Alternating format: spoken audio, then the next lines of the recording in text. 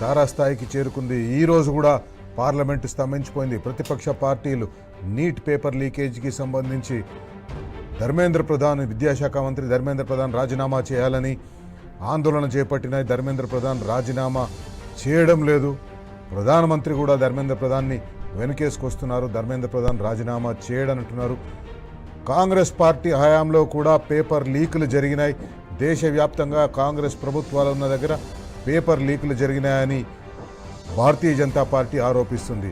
ఇద్దరు, కాంగ్రెస్, భారతీయ జనతా పార్టీ, మీ హయాంలో పేపర్ లీకులు జరిగినాయంటే మీ హయాంలో పేపర్ లీకులు జరిగినాయని ప్రజలను డైవర్ట్ చేస్తున్నారు. అసలైన అంశం నుంచి ప్రజలను తప్పుదారి పట్టిస్తున్నారు. తెలంగాణలో కూడా ఈరోజు 3 ముఖ్యమైన అంశాల గురించి మనం మాట్లాడుకోవాలి. ఈ కార్యక్రమంలో 3 ముఖ్యమైన అంశాలు. 1, హైడ్రాకు సంబంధించి.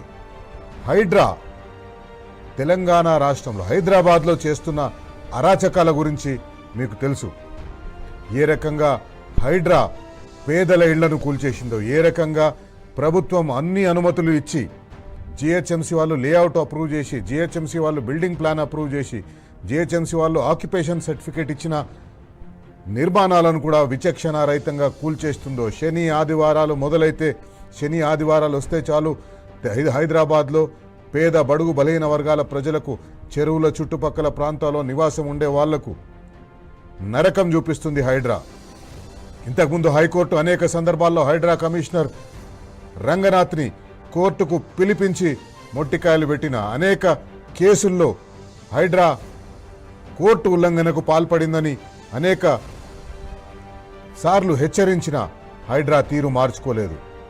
ఎక్కడ పైరవీకారులు వచ్చి వాళ్లకు పడని వాళ్ళ గృహాలను కూల్చేయమంటే హైడ్రా కళ్ళు మూసుకొని పోయి కూల్చేస్తున్నట్టుగా కనిపిస్తుంది. అందుకే దీని మీద కూడా ఈరోజు బరాబర్ అడుగుదాం.